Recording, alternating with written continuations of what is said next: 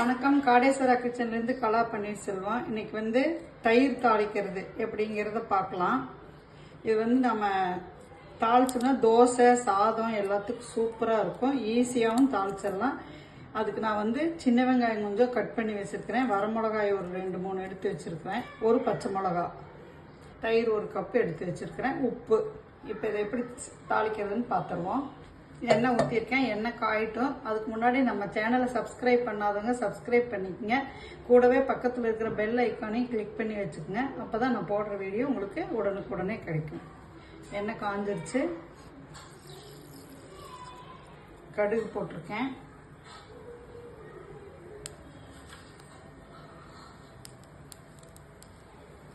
கடுகு பொரிஞ்சிருச்சு. கடலைப்பருப்பு, உளுத்து பருப்பு,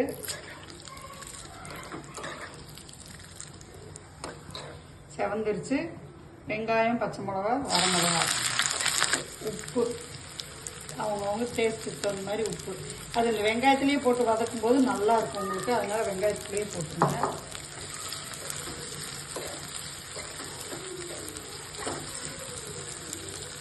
வெங்காயம் நல்லா வதங்கிடுச்சு. இப்போ அடுப்பு ஆஃப் பண்ணிடலாம்.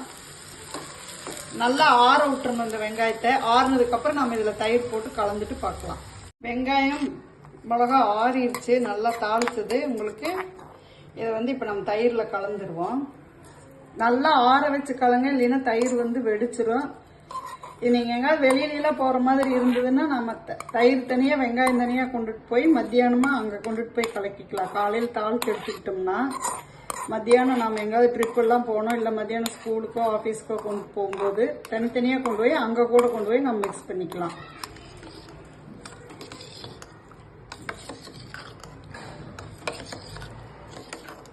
அவ்வளோதான், நம்ம தயிர் தாளிப்பு ரெடி ஆயிடுச்சு. இந்த டிஷ் உங்களுக்கு பிடிச்சிருந்ததுன்னா லைக் பண்ணுங்கள், ஷேர் பண்ணுங்கள். காடேஸ்வரா கிச்சனுக்கு ஒரு சப்ஸ்கிரைப் பண்ணுங்கள். நன்றி.